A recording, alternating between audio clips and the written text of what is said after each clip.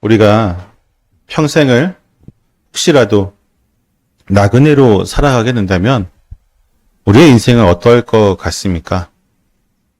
정착할 곳이 없이 끊임없이 떠돌고 익숙한 것들을 뒤로 하고 늘 새로운 환경에 적응해야 하는 삶은 우리로 하여금 항상 피곤하게 하고 마음 편히 쉴 수 있는 집을 갈망하게도 만들 것입니다.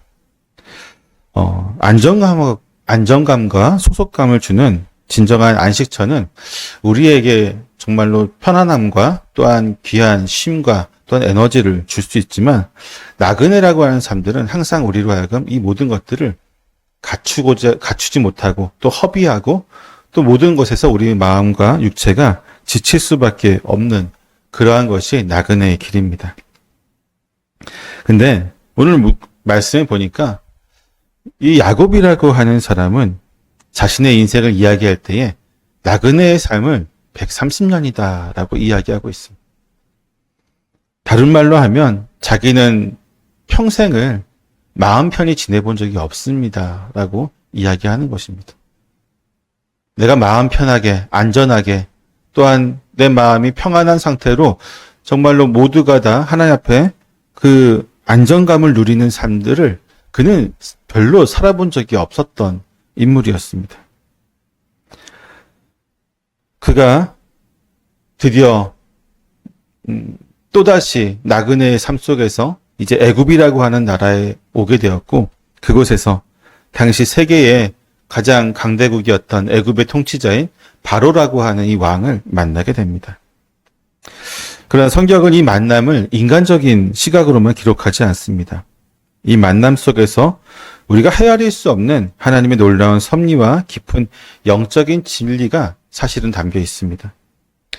이 이야기는 세상의 거대한 힘과 하나님의 주권적인 역사가 어떻게 교차하는지를 보여주고 눈에 보이는 세상 권력과는 비교할 수 없는 영적인 권위가 어디에 있는지를 우리에게 가르쳐 줍니다.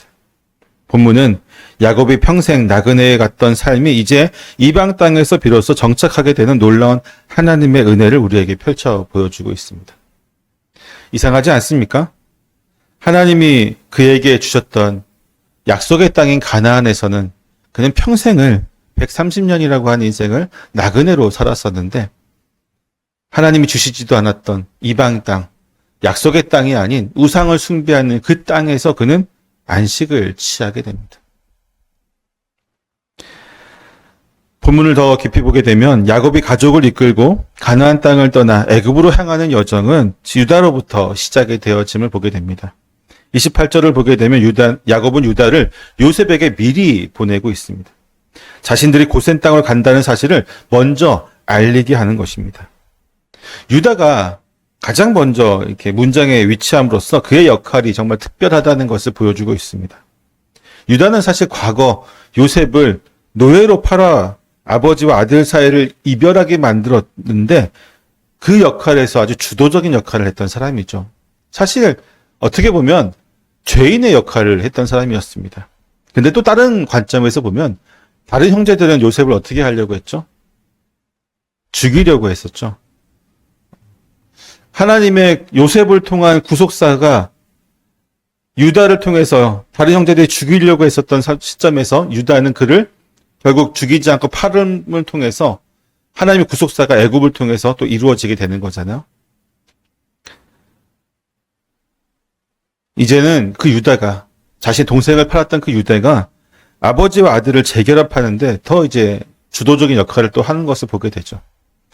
이별을 주도했던 당사자가 만납을 주도하는 또 당사자가 되는 아이러니한 또 우리의 인생을 보게 됩니다. 인생의 아이러니한 이러한 상황 속에서 야곱은 유다를 요셉에게 보내어 둘 사이를 연결하도록 합니다.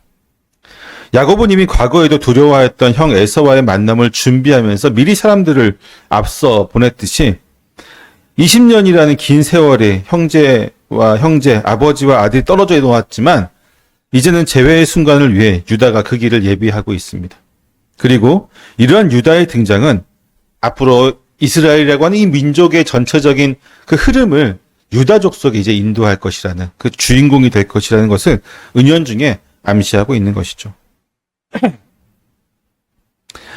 유다의 소식을 듣게 된 요셉은 그의 수레를 갖추고 고센으로 올라가서 아버지 이스라엘을 만나러 갑니다. 29절 말씀을 한번 볼까요? 같이 읽습니다. 시작. 고센으로 올라가서 그의 아버지 이스라엘을 맞으매 그에게 보이고 그의 목을 어긋맞춰 안고 얼마 동안 울매. 아멘. 여기서 수레라고 하는 것은 일반적으로 병거를 뜻합니다. 그냥 일반적인 일할 때 쓰는 수레가 아니라 전쟁할 때 사용되는 또는 예식을 위해서 사용되는 그런 어떤 수레를 이야기하는 것이죠. 때문에 수레를 갖추었다라고 하는 표현은 뭐예요? 병거를 갖추었다라는 표현도 되는 것이고 일반적인 어떤 개인적인 만남이 아니라 공식적인, 즉 애굽의 총리로서 공식적인 행사의 형식을 갖추고 있음을 보여주고 있습니다. 아버지를 만나러 가는데 그냥 아버지 아들로서 개인적으로 아버지를 만나러 가는 것이 아니라 지금 요셉은 애굽의 총리로서의 어떤 그의 권위와 능력과 또 공식적인 일정으로서 아버지에게 가고 있는 것이죠. 더군다나 요셉이 아랫사람들에게 이 일을 맡기지 않고 본인이 직접 수레를 준비했다는 것은 그가 얼마나 간절히 아버지를 만나고 싶어 하는지를 보여줍니다. 여기서 이 갖추었다라고 하는 말이 이제 히브리어로 아사르란 말인데 아사르. 이 아사르는 어디에도 사용되었었냐면 요셉이 감옥에 갇혔을 때에도 아사르란 단어가 사용되어지고 그 다음에 형제들이 그를 가뒀을 때 그때도 아사르란 단어가 사용됩니다. 즉 요셉이 겪었던 고난과 속박, 갇혔던 그 모든 시간들이 하나님의 주권의 은혜로 이제 아버지와의 감격적인 재회로 이어지는 것을 보여야겠죠. 형제들에게 가둬지고 감옥에 갇히고 그리고 아버지를 만날 때 동일한 단어가 사용되고 있습니다. 갇힘으로 헤어졌던 아버지와 아들이 이제 갖춤으로 인해서 다시 만나게 되어지는 것이죠. 마침내 요셉이 아버지 이스라엘을 만나는 순간에 본문은 요셉이 아버지에게 보이고 목을 안고 얼마 동안 울었다고 기록하고 있습니다. 그에게 보이고라고 하는 표현은요.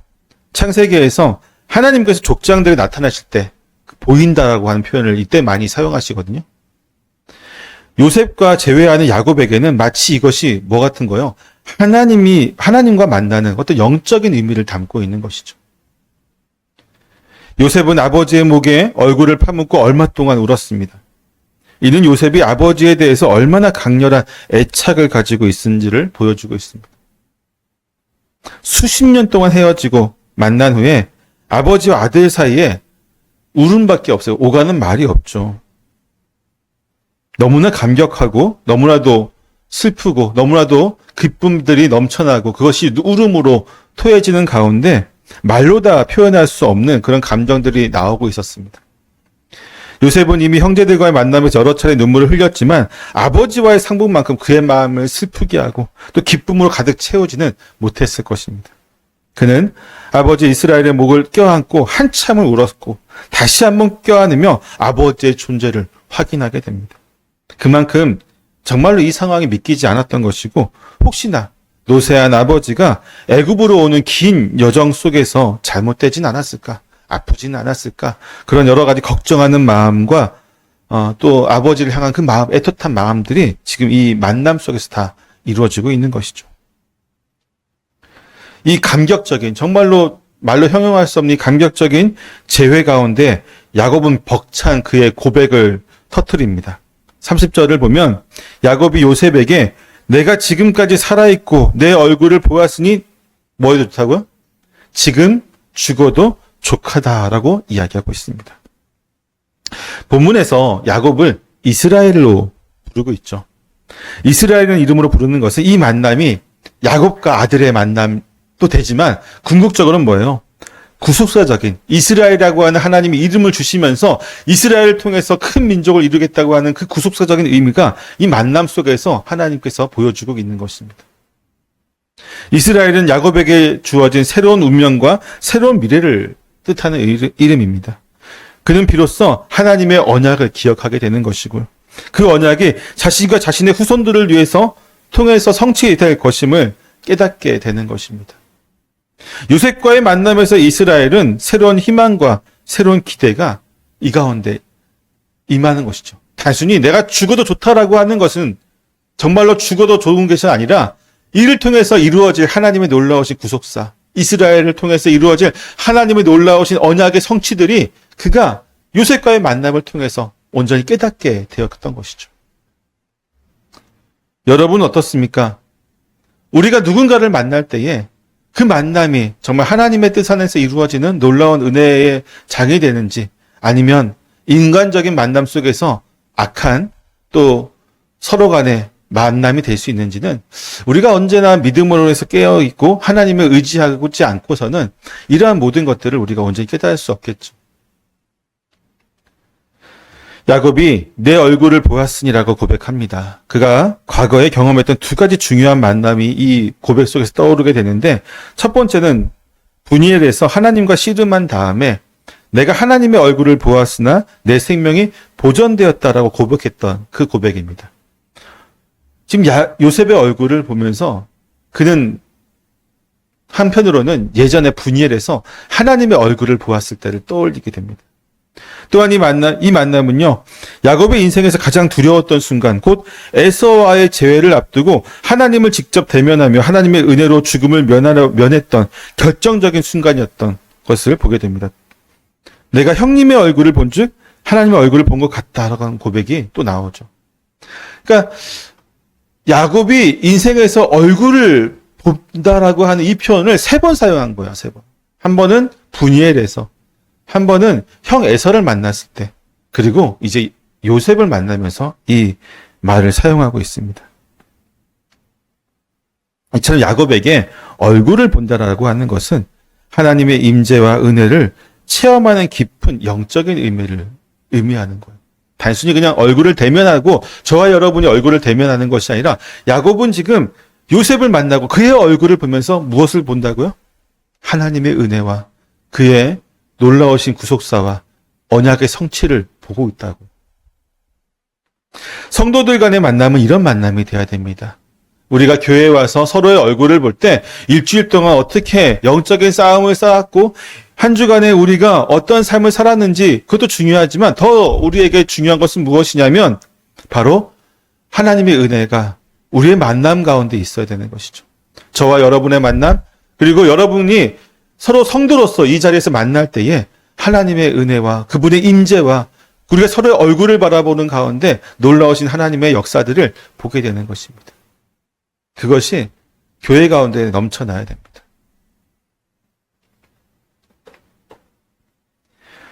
잃었던 아들을 다시 만난 기쁨은 하나님의 은혜와 섭리를 확증하는 순간이었던 것이죠. 때문에 그는 지금 죽어도 좋다라고 하는 고백을 하는 것입니다.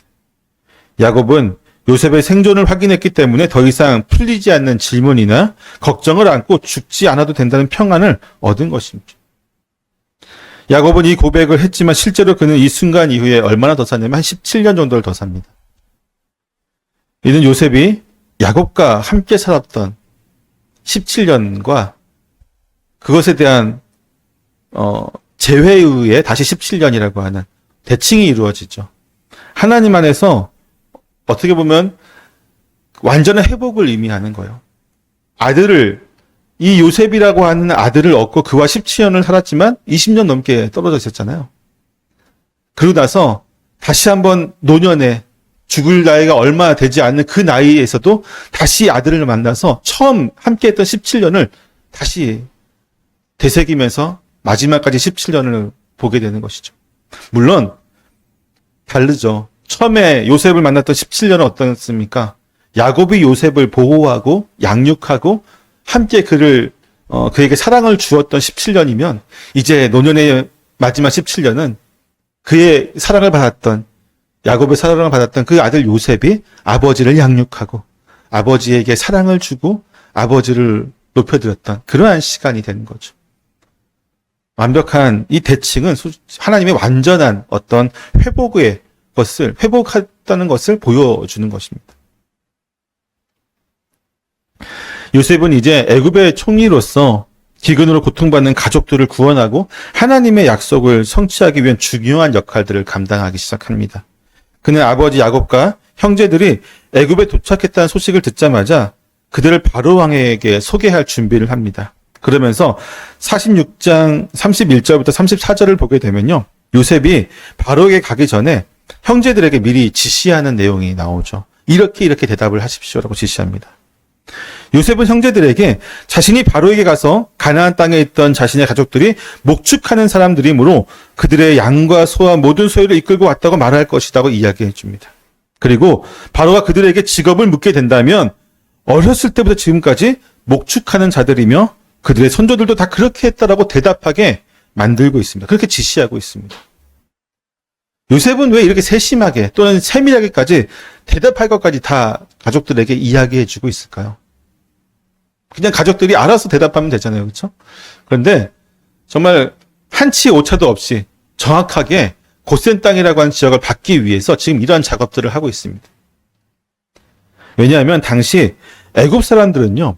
목축업에 대해서는 되게 가증한 것, 그리고 별 볼일 없는 일, 정말 신분이 낮은 사람들, 천한 사람들이 하는 일이 목축이라는 것을, 목축업이라고 하는 인식을 가지고 있었습니다.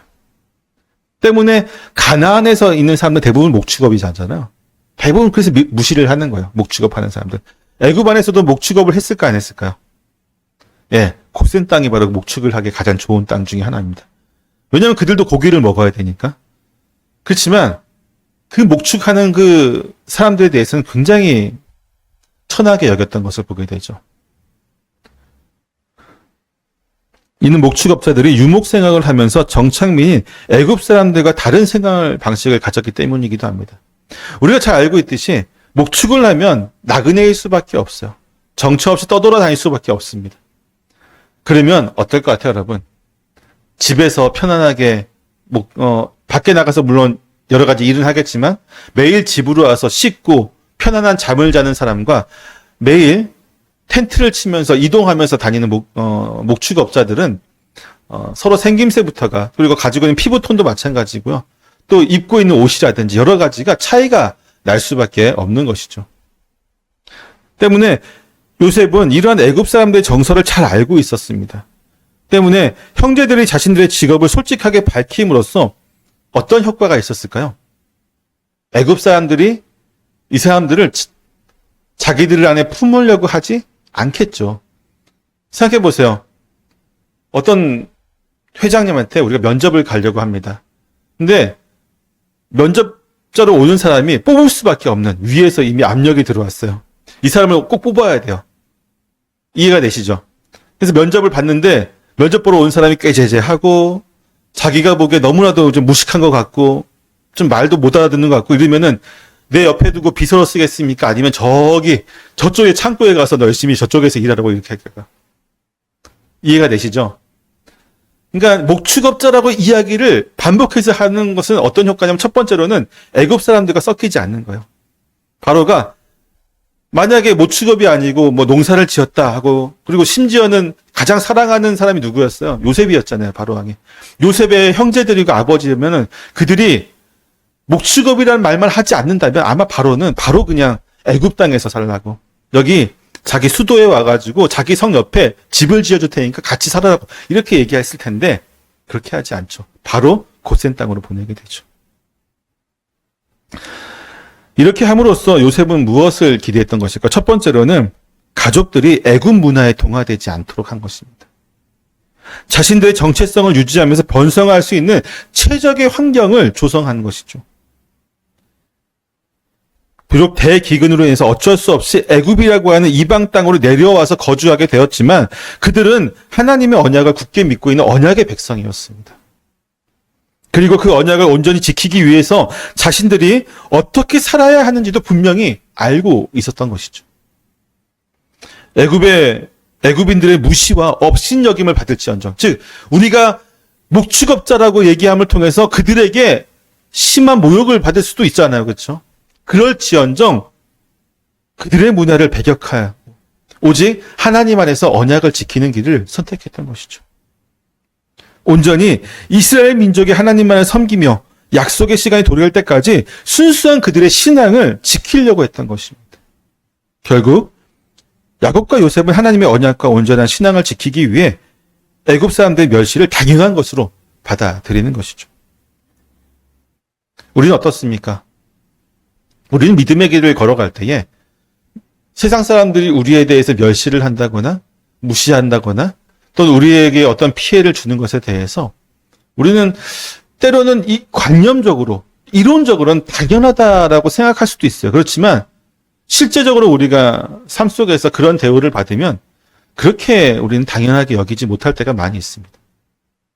때로는 그들의 문화에 섞이기를 우리가 더 좋아할 수도 있어요.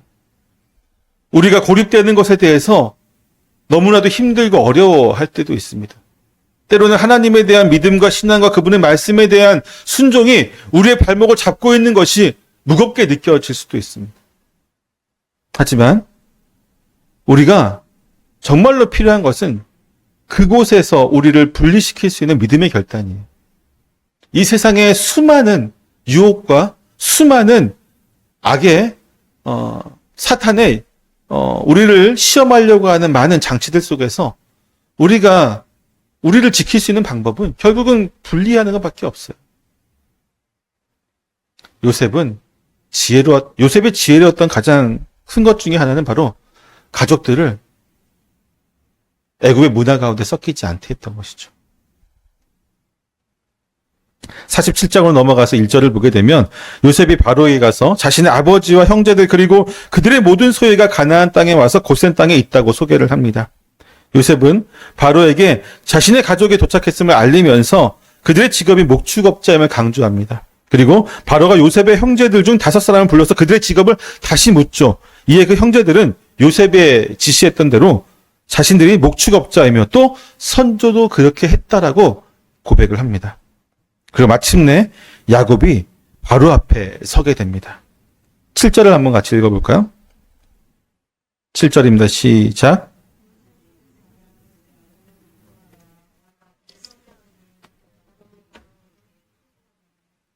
아멘. 7절은 요셉이 자기 아버지를 야곱을 이제 바로에게 인도하게 됐고, 야곱이 뭐 했다고요? 바로에게 축복했다라고 기록하고 있습니다. 당시 주변 지역의 최고 권력가가 바로 바로였죠.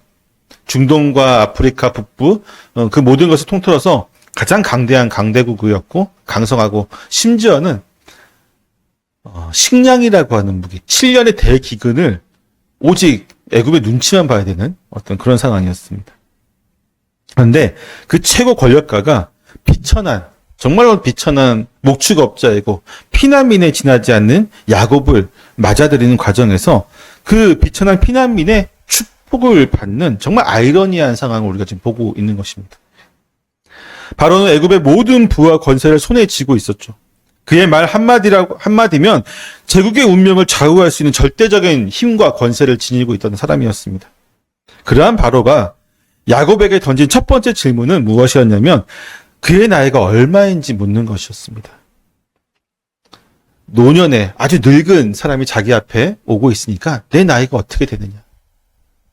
이 고대 근동 지역의 문화에서요, 왕이나 나이 많은 사람에게 나이를 묻는 것은 왕이 나이 많은 사람에게 나이를 묻는 것은 어떤 장수에 대한 가치와 지혜에 대한 존중을 표현하는 거예요. 즉 이렇게까지 나이가 많을 때고 그가 장수하고 있는 것을 존중해 주는 것이고 그 장수하는 가운데 그가 겪었던 모든 일생들 그것이 지혜가 되었음을 존중하고 있는 것입니다. 그래서 나이를 묻고 있는 것은 내가 당신을 존경합니다라는 표현에 들어가는 것이죠.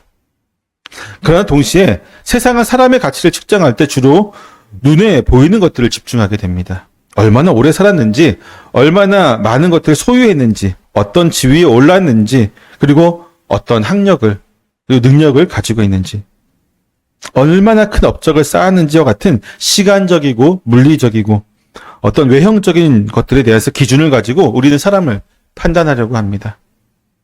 바로의 질문은 이러한 세상의 시선들을 대변하고 있어요. 그는 야곱의 겉모습, 즉 그가 나이가 상당히 많고 그가 살아온 인생 속에서 어떤 의미를 찾으려고 했던 것이죠. 세상은 눈에 보이는 성공과 권력을 중요하게 여깁니다. 그 안에서 사람의 가치를 온전히 판단하죠.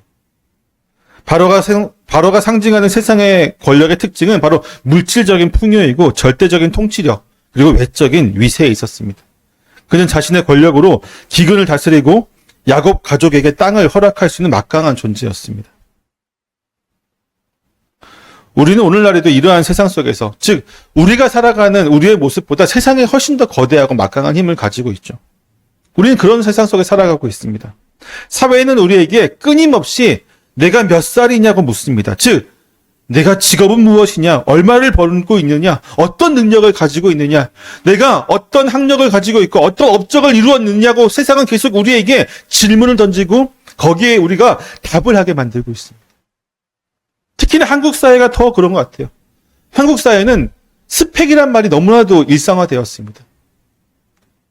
젊은 친구들이 그 스펙을 쌓기 위해서, 스펙, 이력서에 한 줄이라고 하는 더 나은 스펙을 쌓기 위해서 정말 많은 노력들을 기울이고 있죠. 우리는 정말로 그때 알게 모르게 이러한 기준에 갇혀서 평가를 받고 다른 사람들의 판단에 영향을 받고 있습니다. 우리는 세상이 중요하게 여기는 가치들, 그것들을 얼마나 우리 스스로가 가치 있게 여기는지를 좀 생각해 봐야 될 것입니다. 세상의 시선에 휩쓸려서 우리의 정체성, 즉 그리스도인이라고 하는, 예수 그리스도의 제자라고 하는 우리의 정체성을 잃어버리지는 않았는지 한번 생각해 봐야 됩니다. 영원하고 변하지 않는 하나님의 가치를 소홀히 여기고 있지는 않는지, 정말 오늘 하루도 말씀 한 번을 더 보기보다는 스펙 쌓기 위해서 더 노력하고 있지는 않는지 한번 고민해보는 저와 여러분 되시기를 축원합니다. 바로의 질문에 대한 야곱의 대답은 세상의 권세 앞에서 믿음의 순례자가 보여줄 수 있는 가장 진실하고 담담한 그런 고백이었습니다. 그는 9절에서 자신이 나그네의 삶이, 나그네 길의 세월이 130년이며 그 나이가 얼마 못 되지만 우리 조상들의 나그네의 길 연주에 미치지 못하고 험악한 인생을 보냈다고 이야기를 합니다. 글쎄요, 나그네의 길, 자신의 인생 전체를 나그네의 길로 표현하고 있습니다. 이 땅에서 삶이 영원한 것이 아님을 분명히 인식하는 순례자적인 어떤 의식을 드러내는 것이죠. 이 고백은 그가 이 땅에 잠시 머무는 존재임을 깨닫고 영원한 본향을 향해서 소망하며 그 믿음으로 그 땅을 향해 나아가는 존재임을 드러내고 있습니다. 우리가 아까 읽었듯이 히브리서에 보면 히브리서 기자는 믿음의 조상들이 이 땅에서 외국인과 나그네의 인생을 살았다고 증언하고 있어요.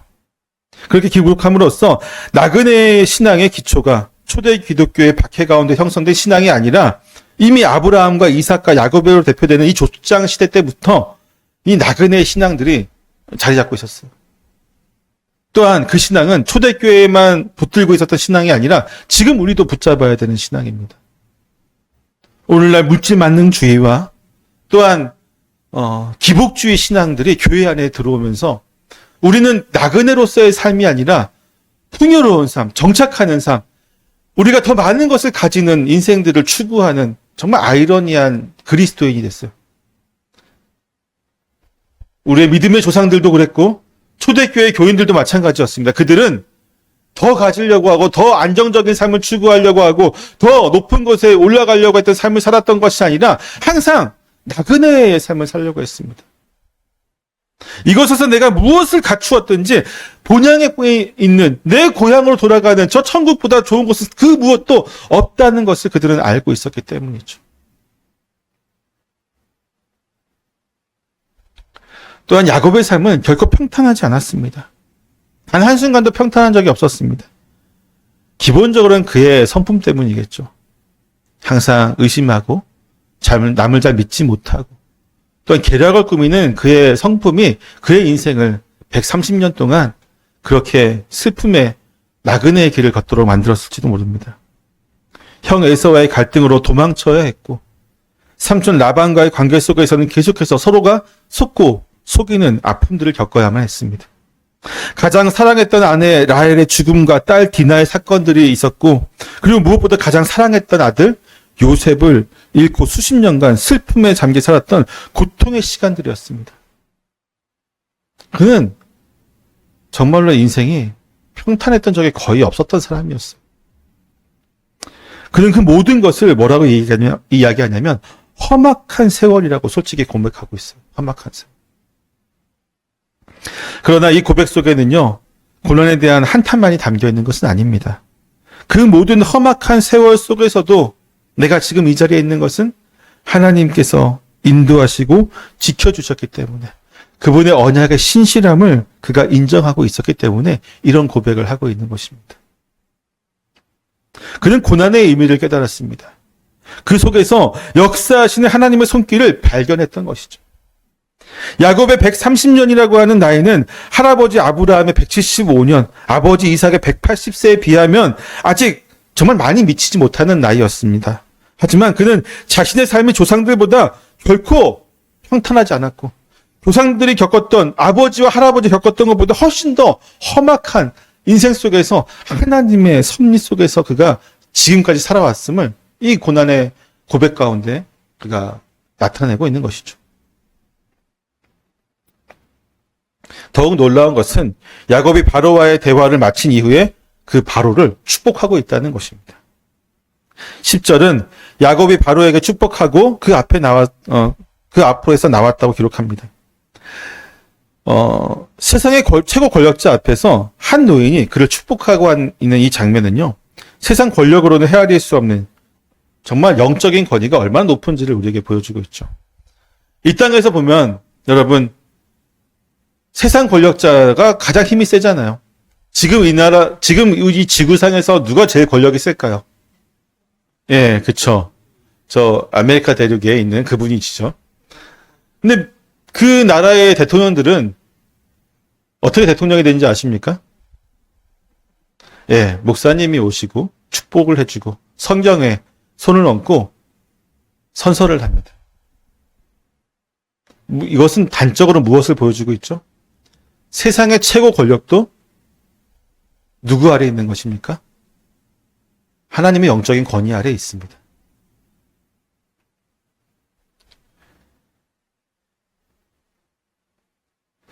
사랑하는 성도 여러분, 우리의 삶 역시 이 땅에서 잠시 머무는 나그네임을 인식해야 됩니다.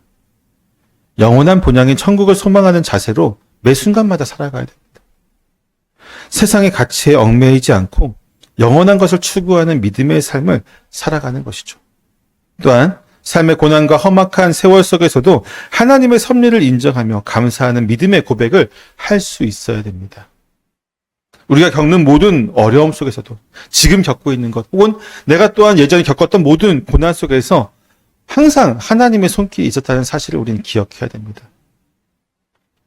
하나님 여전히 우리와 함께 하시며 선하신 그분의 뜻을 이루어 가시고 또한 계획하고 계시고 우리를 통해서 역사하십니다. 그리고 무엇보다도 우리가 그리스도 안에서 받는 영적인 권위로 세상을 축복하는 통로가 되어질 사명을 가지고 있어야 됩니다. 우리는 세상의 빛과 소금입니다. 하나님 복을 세상에 흘려 보내는 자들입니다. 우리의 입술과 삶을 통해서 하나님의 축복이 세상에 임하도록 기도하고 선포해야 하는 것이죠. 야곱과 바로의 만남은 세상 권력의 정점에 있는 사람과 가장 낮은 피난민의 만남으로 볼 수 있겠지만 그 속에는 하나님의 영원한 또 원대한 구원의 계획이 숨어 있습니다. 세상 권력을 통해서 하나님께서는 그분의 백성들을 지금 지키시고 보호하시고 정착하시고 부흥케 하십니다. 하나님께서는 이방 왕인 바로를 통해서 이스라엘을 향한 구원 계획을 온전히 이루어 가시는 것이죠. 요셉을 통한 야곱의 가족의 양육은 하나님의 신실하신 공급과 보호하심을 상징합니다. 기근으로 온 세상에 고통받는 상황 속에서도 야곱의 가족들은 애굽에서 가장 비옥하고 좋은 땅인 고센 땅에 정착해서 풍족한 양식으로 번성할 수 있게 되었습니다.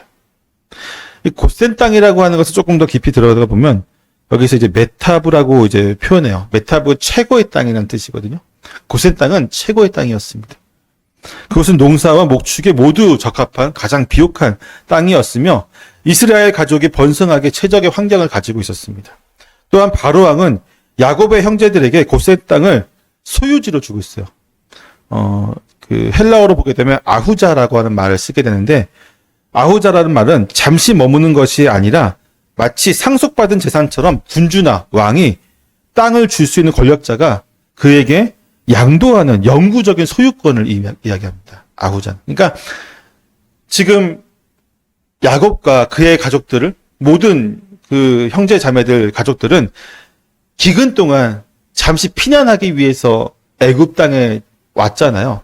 이곳에서도 잠시 정착했다가 하나님이 약속하신 시간이 되면 그들은 가나안 땅으로 돌아가야 되는 곳이었는데, 때문에 임시로 오겠다고, 우리가 잠깐 거주하겠습니다라고 이야기했는데, 바로는 지금 그들에게 그래 잠깐 거주했다가 가라고 이야기하는 것이 아니라 고센 땅을 너희의 소유로, 너희의 영지로 내가 주겠다라고 말하고 있는 것이죠. 이곳은 물이 많고 비옥하며 목축에 적합했고 애굽 사람들과 떨어져서 독자적인 어떤 문화를 형성하기에 가장 좋은 곳이었습니다. 여러분, 과거에 아브라함이 애굽에 내려갔을 때 그는 두려움에 사로잡혔죠. 사랑하는 아내를 누이라고 속이는 인간적인 속임수를 사용했습니다. 그 결과는 무엇이었죠? 바로가 사라를 데려가고 또 하나님의 역사를 통해서 그가 보상받긴 했지만 결국 쫓겨나듯이 애굽 땅을 떠나야 했습니다. 이는 믿음의 조상조차도 하나님의 인도하심을 온전히 신뢰하지 못하고 인간적인 방법을 선택했을 때에 그 결과가 어떻게 되는지를 보여주죠. 그러나 야곱의 경우는 지금 다릅니다. 그는 브엘세바에서 하나님께 먼저 제사를 드렸고 애굽으로 내려가는 것이 하나님의 뜻인지를 물었습니다. 그리고 하나님께서 그에게 나타나서 내가 동행하겠다, 번성하게 하겠다 약속을 주시고 나서 하나님의 약속을 믿고 이 애굽이라고 하는 땅으로, 이방 땅으로, 우상들을 섬기는 그 땅으로 내려오게 되었습니다. 때문에 그는 아브라함이 범했던 실수를 범하지 않을 수 있었고, 아브라함처럼 쫓겨나듯이 애굽을 나오는 것이 아니라 그곳을 소유지로 받고 번성하게 되고 하나님의 뜻이 같은 그 시간까지 온전히 놀라운 민족들을 이루는 역사를 보게 됩니다. 애굽의 바로 왕과 믿음의 조상 야곱의 만남은 세상의 권력의 유한함과 영적인 권위의 영원함, 그리고 그 모든 것을 초월하고 역사하시는 하나님의 놀라운 섭리들을 우리에게 분명하게 보여줍니다. 야곱은 세상의 눈으로 볼 때는 보잘것없는 노인이었지만 그는 하나님과의 깊은 관계 속에서 이 세상 최고의 권력자를 축복할 수 있는 영적인 권위를 성취하게 되었습니다. 우리는 이 땅에서 잠시 머무는 순례자로 살아가겠지만 세상의 가치와 시선에 휩쓸리지 않고 하나님의 약속을 굳게 붙들어야 합니다. 우리의 모든 삶이 하나님의 영광을 위한 도구가 사용되기를 간절히 소망합니다. 세상의 잣대가 아닌 하나님의 시선으로 우리의 삶을 바라보고 그분의 신실하신 섭리를 온전히 신뢰하며 믿음으로 승리할 수 있는 저와 여러분 되시기를 간절히 축원합니다. 기도하겠습니다.